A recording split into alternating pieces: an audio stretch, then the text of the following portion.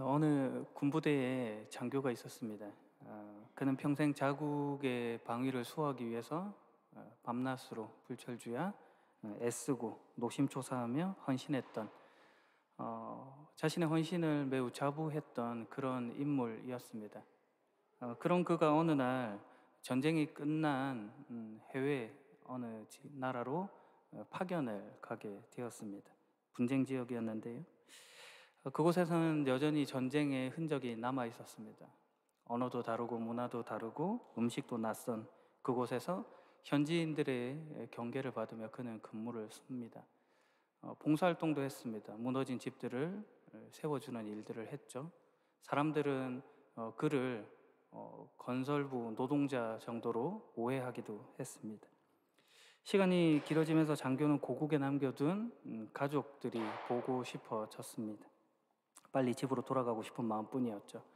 그러면서 어느 순간 그의 머리와 입에는 불평과 불만이 가득했습니다. 이건 내 임지가 아니야. 진짜 임무는 따로 있지. 본국에서 나의 임무를 수행해야 해. 어서 빨리 돌아가고 싶다. 이런 말들이 머릿속을 계속 채웠습니다. 늘 그런 마음으로 그곳에서 생활했던 어느 날 그의 머리를 망치로 누군가 때리는 듯한 그런 깨달음을 얻습니다. 자신이 어떤 군인이었는지를 떠올려 보게 된 것입니다. 그러면서 그가 이런 고백을 합니다. 나는 고국을 사랑하고 밤낮으로 애썼던 군인이야. 군인의 사명은 어디에 있는가가 아니라 누구에게 소속되어 있는가야. 이런 고백으로 그의 깨달음을 말합니다. 비로소 그는 현지인들과 진정한 교류를 나눌 수 있고 시작할 수 있게 되었습니다.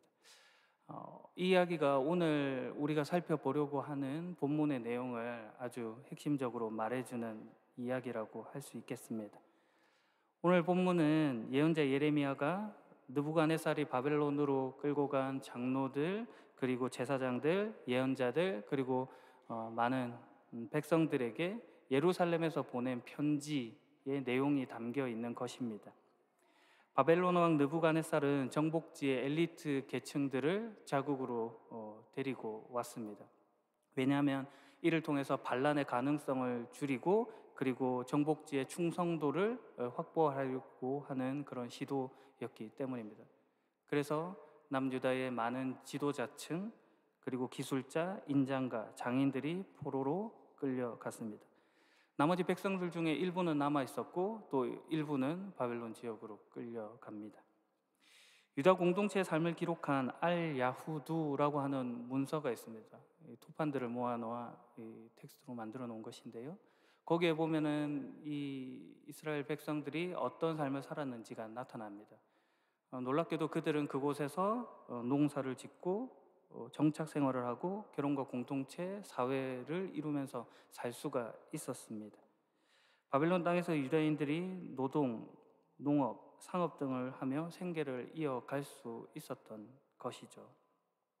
그럼에도 불구하고 거짓 예언자들이 출현해서 이런 말들을 합니다. 너희들이 그곳에서 빨리 빠져나올 수 있을 것이다. 예루살렘은 어서 빨리 회복될 수 있다. 이런 이야기들을 계속해서 하는 것입니다. 오늘 본문의 앞선 장 중에 27장을 보게 되면 거짓 예언자들은 비슷한 말을 합니다. 망하지 않을 것이다 라든지 잡혀가도 빨리 돌아오게 될 것이다 라든지 그런 소리들을 합니다. 그러나 이것이 거짓이었음을 그들이 경험하게 되는 것이죠. 예레미야의 말이 사실이었음이 확인됩니다. 그럼에도 불구하고 거짓 예언자들의 소리는 조기, 해방, 회복 이런 것들을 계속해서 말했던 것이죠. 거기에 하나님께서 예레미야를 통해 오늘 본문의 말씀을 주십니다. 4절을 보게 되면 만군의 여호와 이스라엘의 하나님께서 예루살렘에서 바빌론으로 쫓아버린 모든 백성에게 이렇게 말씀하셨다라고 말합니다. 예레미야의 편지가 단순히 자기 생각을 이렇게 나열해 놓은 그런 것이 아니고 만군의 여호와 하나님의 말씀임을 지금 분명히 하고 있는 것이죠. 이 글의 이 편지의 작성자 그 주체가 하나님임을 나타내는 것입니다. 고대 근동 사람들의 생각에 신이라고 하면 자기 지역을 다스리는 신 정도, 지역 신 정도로만 이해했습니다. 팔레스타인 지경이 있었으니 그 지역의 신 정도로만 하나님을 이해했을 수도 있죠. 그러나 지금 예레미야가 하는 말은 그렇지 않다. 온 세상을 주관하고 통치하시는 만군의 여호와의 말씀이다라고 분명히 합니다. 그리고 덧붙여서 이스라엘의 하나님이라고 말하고 있죠. 이스라엘이라고 하는 이름에서 알 수 있는 바와 같이 하나님의 약속받은 그 약속을 주신 하나님을 지금 말하고 있는 것입니다. 그들과 밀접하게 관계되어 있는 하나님을 말하는 것이죠. 만군의 주권자가 되신 그 하나님께서 너희의 하나님이다 라고 이야기를 하며 지금 이 이야기를 주고 있는 것입니다. 이를 통해서 그들이 누구에게 소속되어 있는지를 보고 있는 것이죠. 저들 생각에는 지금 바벨론에 잡혀와서 모진 수모를 당하고 있는 이 일이 우리가 믿고 있는 이 하나님이 바벨론의 신 마르둑에게 져서 그런 것은 아닌가, 그 신보다도 더 약해서 그런 것은 아닌가 하는 오해를 가지고 있었는데 그렇지 않다라고 지금 하고 싶은 말인 겁니다. 참고로 학자들 중에 다니엘서 9장 2절에 다리오 왕 1년에 다니엘이 성경을 읽다가 예레미야의 글을 보게 되는데 이것으로 인해서 마음에 큰 감동을 받는, 깨우침을 받는 그런 내용이 기록되어 있습니다. 아마도 오늘 본문의 이 편지가 다니엘이 읽었던 그 내용이 아닌가 하는 그런 의견이 있기도 합니다. 지금 예레미야의 편지가 단순히 그 시대의 전유물이 아니라 후대에까지도 이어지는 온 역사를 아우르는 하나님의 중요한 말씀이 담긴 내용이다라는 것을 오늘 본문이 말해주는 것이죠. 5절에 하나님은 이렇게 말씀하셨습니다. 너희는 집을 짓고 그 땅에 머물러 살아라. 과수원도 짓고 거기에서 자라나는 열매를 먹어라. 포로 상태에서도 삶의 장소를 마련하고 그리고 농업과 생산 활동을 해 나가라고 하는 말입니다. 이는 유목적이고 그리고 임시적인 삶이 아니라 정착하여 거주하는 정규적인 삶을 살라라고 하는 하나님의 말씀입니다. 거짓 예언자들이 했던 그 말과 정면으로 반대되고 있는 것이죠. 그 말을 거부하고 현실을 직시하게 하는 것입니다. 그래서 6절에는 결혼하여 아들, 딸을 낳고 너희 아들들도 장가가게 하고 너희 딸들도 시집가게 해서 그곳에서 아들, 딸을 낳게 하여라. 너희는 그곳에서 자녀를 많이 낳아 너희 수가 줄어들지 않게 하여라 라고 말씀합니다. 단순히 육체적인 생계 유지, 이런 것, 생존 이런 것들을 넘어서서 정상적인 결혼 생활 그리고 가족을 이루는 그런 명령들이 있는 것이죠. 포로 생활이 짧게 끝날 것이라고 하는 거짓 예언자들의 말이 또 반박됩니다. 1세대가 아닌 2세대의 결혼까지 구체적으로 언급함으로 인해서 이 포로 생활의 기간이 매우 길 것임을 암시해 주고 있습니다. 10절에서 알 수 있는 바와 같이 이 기간은 70년 동안 지속됩니다. 거짓 예언자들은 2년 내에 우리가 돌아갈 것이다 라고 말했던 것에 반하고 있는 것이죠. 7절 그리고 내가 너희를 쫓아보낸 그 성에 평안이 임하도록 기도하고 너희가 살고 있는 성을 위해 여호와께 기도하여라. 그 성이 평안해야 너희도 평안할 것이다. 포로된 도시의 공공평화를 기도하고 참여하라라고 하는 명령이죠. 일반적으로 포로들은 당연히 자기를 잡아온 나라에 대한 반감 이런 것들이 가득할 것입니다. 그 나라가 빨리 망하고 우리가 독립하는 것을 꿈꾸겠죠. 그런데 하나님께서 하시는 말씀은 그 나라의 안정, 평안, 샬롬을 위해서 기도하라고 하시는 것입니다. 진정한 하나님의 샬롬이 그 땅 가운데서 이루어지길 기도하라고 하나님 말씀하신 것이죠. 개인적이고 민족적인 감정을 넘어서서 하나님의 주권을 인정하라라고 하는 말이 담겨 있는 표현입니다. 현실적으로 보자면 하나님께서 그런 기도를 통하여서 그 나라의 정말 안정이 그들에게도 곧 유익한 것임을 말해주는 것이기도 합니다. 실제로 한 나라, 한 성읍이 전쟁 그런 어떤 위기 상황 가운데 있으면 당연히 포로로 잡혀온 저들의 안전이 담보되지 못하는 것은 자명한 일이었기 때문입니다. 유다 백성들도 그 사회 구성원으로서 책임 있는 자세를 견지해 나가기를 바라신 것이죠. 그래서 만군의 여호와께서 잡혀간 그곳에서 너희들이 살아라. 너희들이 아주 오랫동안 그곳에서 살아야 할 것이다 라고 말씀을 주시는 것이 오늘 본문의 내용입니다. 이 본문의 내용을 보게 되면 우리가 선뜻 이해하지 못하는 그런 대목이 있습니다. 하나님을 믿는 백성이 믿지 않는 백성에게 수모를 당한다는 것도 이해하기 어려운데, 그 밑에서 그 위험과 위협 속에서 하루빨리 벗어나는 것이 아니라 그들과 함께 동행하며 같이 살아야 하는 그 현실이 있음을 말해주는 것이죠. 거기에 하나님의 뜻이 있다라는 것입니다. 29장 11절을 보게 되면 하나님은 이렇게 말씀하십니다.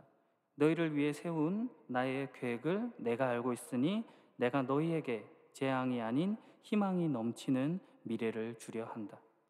너희가 마주한 상황이라고 하는 것이 어떤 우연이라거나 운 이런 것들이 아니고 하나님의 주권적인 계획 아래에 있음을 선포합니다. 현재의 고난 그리고 재난 이런 것들이 궁극적인 목적이 아니고 하나님께서 계획하는 자신의 뜻, 그 속에서 완전한 회복과 축복 그런 것들이 있음을 말씀해 주는 겁니다. 그 속에서의 과정으로서 오늘 본문이 제시되는 것이죠. 현재 고통 때문에 미래를 포기하지 않도록 하나님께서 명확한 기한 그리고 목적을 제시해 준 것입니다. 하나님께서 자기 백성의 고통을 모른 척하지 않으시는 것이죠. 그럼에도 불구하고 이 일을 하나님께서 만드신다라는 이 사실 자체가 오히려 하나님께서 분명한 뜻이 있다라는 것을 역설적으로 우리에게 알려주는 것 같습니다. 어떤 뜻입니까? 이스라엘 백성은 수많은 예언자들의 경고에도 불구하고 하나님을 외면하는 인생을 살아왔습니다. 사회적인 불의, 그리고 하나님 없는 삶, 자신이 주인인 그런 삶들을 계속해서 살아왔습니다. 하나님과 맺은 언약을 깨뜨리고 스스로 신이 되어 철저히 하나님을 모른 척했죠. 포로로 잡혀오는 이 현실 속에서 그들이 행한 일의 엄중함이 무엇인지를 돌아보는 계기를 마련하게 된 것입니다. 그들은 생각하죠. 우리가 왜 망하게 되었는가? 우리가 하나님을 저버렸다. 하나님을 외면한 결과다. 그 과정 속에서 그들은 또 생각합니다. 그렇다면 우리는 어떻게 해야 하는가? 그 답을 찾기 위해서 하나님은 우리에게 어떤 말씀을 주셨는가를 돌아보는 그 기회를 가지게 된 것입니다. 12절과 13절을 보게 되면 하나님은 자신의 마음을 이렇게 표현합니다. 너희가 내 이름을 부르고 내게 와서 기도하면 내가 너희의 기도를 들어주겠다. 너희가 온전한 마음으로 나를 찾고 찾으면 나를 만날 것이다. 하나님의 궁극적인 목적이 제시되고 있죠. 하나님을 찾고 만나는 것. 그것이 하나님께서 궁극적으로 원하시는 내용인 것입니다. 우리가 하나님을 찾기를, 하나님을 우리의 궁극적 관심의 대상으로 두기를 하나님이 요구하십니다.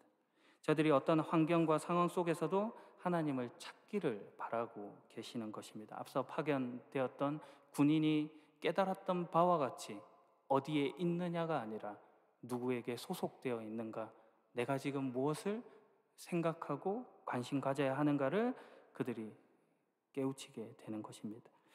그래서 자기 백성을 이방 땅에서 살게 하십니다. 정착해서 결혼을 하게 하시고 가정을 꾸리게 하시고 그리고 자녀를 낳게 하십니다. 그 자녀가 또 자녀를 낳게 하시죠. 이 일을 통해서 하나님께서 신자에게 깨우치시는 바가 있는 것이죠. 하나님 믿는 백성의 삶이 어떠해야 하는지를 이 문장들로 보여주는 것입니다. 무슨 내용이죠? 일상을 살라는 그 이야기를 지금 주고 계시는 것입니다. 하나님 믿는 백성은 어려운 일 안 당하고 만사형통하고 무병장수하고 그런 일만 있지는 않다는 것입니다. 오히려 반대죠. 세상 일을 모두 겪습니다. 그런데 지금 선민 이스라엘이라고 하는 그들은 우리가 하나님 믿으니 내게 주어진 것은 완전한 복밖에 없다, 나는 안전하다, 이런 생각들에 휩싸인 것입니다. 쉬운 결론을 내고 낙관론에 휩싸이고 성공주의에 빠져 있는 것이죠. 하나님이 거기에 대고 예레미야를 보내셔서 아니다라고 말씀하셨음에도 불구하고 오히려 그들은 거짓 예언자들의 목소리에 더 귀 기울여서 아니다, 우리가 믿는 하나님이라면 절대 그러실 분이 아니다, 오히려 우리의 기대에 맞는 방식으로 하나님이 일해 주셔야 한다라고 고집을 부렸던 것입니다. 하나님을 조종하려고 했던 것이죠. 하나님이 그걸 깨우치십니다. 누구나 겪는 그 현실, 그 현실성 속에서 하나님의 뜻을 발견하도록 하신 것입니다. 이상과 현실 사이에서 오는 그 긴장, 그 간극, 그 속에서 현실을 덮어두거나 축소시키지 않으시고 그 현실을 외면하거나 회피시키지 않으시고 그대로 껴안게 하십니다. 세계적으로 사이비 종교가 득세했을 때 시한부 종말론이라고 하는 것이 유행했던 때가 있습니다. 저도 뉴스를 통해서 보았는데요. 집 팔고 땅 팔고 냉장고 팔아서 교회다가 가져다가 바치고 자기 죽을 날만 기다리면서 모여서 기도하고 있는 겁니다. 그게 전국으로 송출되었습니다. 결국 아무 일도 일어나지 않았죠. 오늘 본문의 말씀이 딱 거기와 반대되는 이야기를 하고 있는 것입니다. 너희가 마주한 하루하루를 소중히 하며 오늘을 살아가라라는 말씀을 주고 계신 것이죠. 그리고 거기에서 너희가 취할 행동은 우리가 읽었던 7절 말씀과 같이 너희 잡아간 저들을 위해 하나님께 기도하라는 것입니다. 예수 믿는 사람의 다름을 이런 식으로 표현해 두고 있는 것이죠. 원수를 위해 기도해 줄 수 있는 자가 되어야 하는 것입니다. 그런데 이 일은 너희로서는 불가능하다. 하나님을 닮은 자여야지 가능한 일이다. 이렇게 말하고 싶은 것입니다. 로마서 5장에 보면 우리가 아직 연약할 때, 우리가 죄인이었을 때, 우리가 주님과 원수가 되었을 때 하나님께서 우리를 사랑하시며 보이신 행동과 같습니다. 하나님께 기도하라라는 말 속에 하나님 닮은 자의 정체성이 나타나 있는 것입니다. 그러므로 우리는 내 생각, 나의 기대, 나의 때가 아니라 하나님의 생각, 하나님의 기대, 하나님의 때를 생각하고 하나님의 계획과 주권을 인정하는 자로 서 가야 하는 것입니다. 그것이 당부되고 있죠. 그것이 안 되니까 우리는 늘 당하는 일만 있는 것입니다. 겪게 되는 것이죠. 다 지나가고 돌아보니까 하나님이 그때 그렇게 하셨구나 이렇게만 이해하게 되는 것입니다. 당할 수밖에 없어요. 그럼에도 하나님이 포기하지 않으시는 결과로 우리에게 동일한 패턴의 이런 일들을 만드시고 교훈하시고 또 그것으로도 못 알아먹으니 예수 그리스도를 이 땅 가운데 보내주신 것입니다. 그 속에 하나님을 믿는 신자의 남다름을 말씀해 주신 거죠. 지금 하나님께서 유다 백성을 이 땅에서 살게 하시면서 하는 말씀, 이것을 다시 한번 보겠습니다. 하나님께서 이렇게 말씀하십니다. 결혼하고 아들, 딸 낳고 그 아들, 딸들도 결혼하고 또 아들, 딸을 낳아라. 너희는 그곳에서 자녀를 많이 낳아 너희 수가 줄어들지 않게 하여라. 지금 하나님께서 왜 그렇게 말씀하시는 것 같습니까? 질문을 바꿔서 지금 하나님께서 무엇을 우리에게 준비시키고 있는 것입니까? 하나님은 70년이라는 기간을 정하시고 예레미야에게 그 뜻을 밝혀주십니다.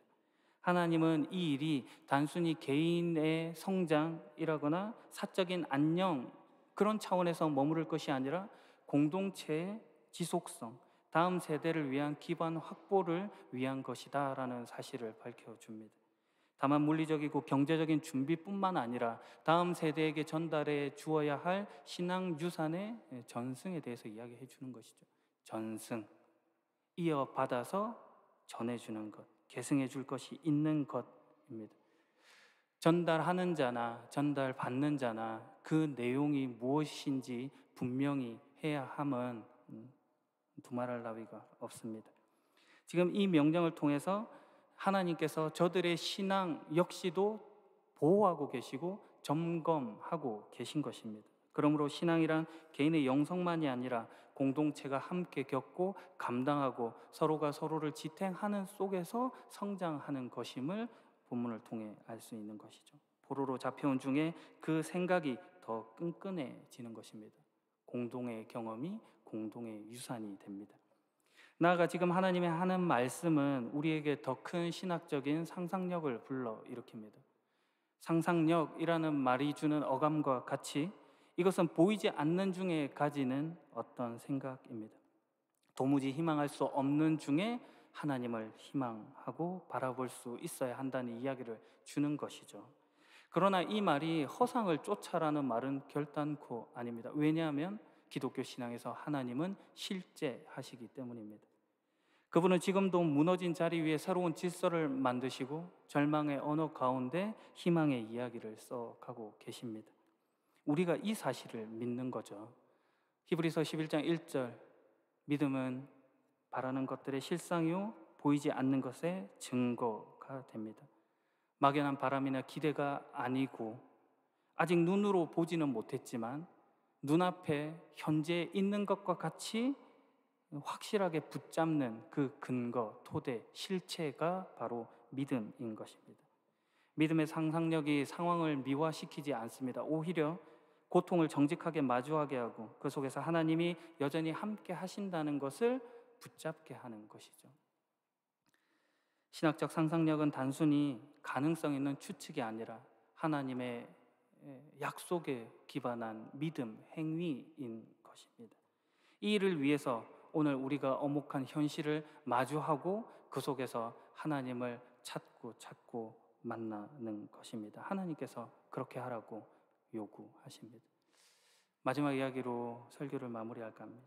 추석 연휴 동안에 좀 영화가 보고 싶어져서 오래전 외장하드에 저장된 그 해리포터 시리즈를 볼까 한번 했습니다. 한 편밖에 보지는 못했는데요.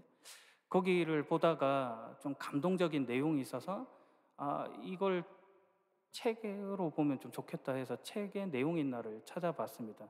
다행히 인터넷에 올라온 글이 있더라고요. 내용은 해리포터와 마법사의 돌 12장에 나오는 소망의 거울에 관한 이야기입니다. 어느 날 해리는 사용하지 않은 교실처럼 보이는 어떤 방에 가게 됩니다. 그곳에서 그는 천장까지 닿을 듯한 거울을 보게 되는데 테두리에는 황금으로 되어 있고 꾸며져 있고 두 개의 뾰족한 다리가 달린 그런 거울이었습니다. 해리는 그 거울 앞으로 조금씩 다가갑니다. 그리고 조금 더 다가갔을 때 해리는 터져나오는 비명을 막기 위해 입을 가립니다. 현기증이 납니다. 왜냐하면 그 거울 속에서는 자기의 모습뿐만 아니라 다른 사람이 서 있는 것을 보았기 때문입니다.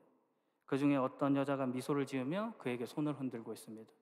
또 그 옆에는 어떤 남자가 있는데 마르고 그리고 키가 크고 머리카락이 까만 남자였습니다. 해리와 매우 닮았습니다. 그 남자가 그녀에게 팔을 두르고 있습니다. 해리는 생전 처음으로 자기 가족을 본 것입니다. 갓난장애일 때 자기 부모님이 죽임을 당했기 때문입니다. 그런데 거울 속에서 부모님의 얼굴을 볼 수 있었던 것입니다. 얼마나 오랫동안 그렇게 서 있었는지 모릅니다. 조그마한 희미한 소음이 들렸고 겨우 정신을 차립니다. 그리고 다시금 자기 침실로 돌아가죠. 이후에도 해리는 그 거울이 보고 싶어집니다. 그래서 친구와 함께 그 거울을 찾고 그런 일들이 반복돼요. 그러다가 호그와트 마법학교의 교장인 덤블도어와 마주하게 됩니다. 덤블도어는 책상에 내려와 해리와 마룻바닥에 앉으며 말합니다. 너도 앞서 다녀갔던 수백 명의 사람들처럼 소망의 거울에서 기쁨을 발견했구나. 그러자 해리가 대답합니다. 저는 그 거울의 이름조차 알지 못합니다. 그렇게 몇 마디가 더 오고 가고 럼블도어가 해리에게 이야기해 주는데 이것이 제 마음속에 남았습니다. 읽어보자면, 해리야, 세상에서 가장 행복한 사람은 소망의 거울을 보통 거울처럼 사용할 수 있단다. 즉 그것을 들여다보면 정확히 자신의 현재 모습을 보니까 말이다. 그것은 우리 마음속 깊은 곳에 있는 소망, 바로 그것을 보여준단다. 그러나 이 거울은 우리에게 지식이나 진실은 보여주지 않는단다. 사람들은 이 거울이 보여주는 게 진짜인지 혹은 심지어 가능한지조차 알지 못한 채 자신들이 본 것에 넋을 잃거나 미쳐서 이 거울 앞에서 헛되이 시간을 보냈지.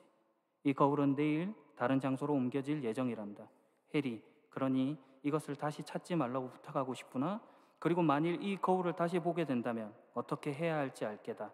집착해서 현실을 잃어버리는 것은 좋지 않은 일이라는 걸 기억하기 바란다. 오늘 본문의 말과 같이 현실을 살라라고 하는 말을 전해주는 것이죠. 그것은 단순히 지금을 받아들이라라고 하는 말이 아니라 하나님이 보내신 자리에서 진짜 삶을 살아가라고 하는 하나님의 말씀, 초대입니다. 예레미야를 통해 하신 말씀과 같이 일상을 살아가며 그 속에서 하나님을 찾고 발견하고 만나기를, 그리고 함께 교제하기를 소망하시는 것이죠. 하나님은 살아계시며 오늘 여러분의 그 평범한 순간순간에 역사하고 계십니다. 눈을 들어 거울 속에서 그 속에 있었던 환상에서 현실로 걸어 나와 우리가 하나님과 마주해야 할 것입니다.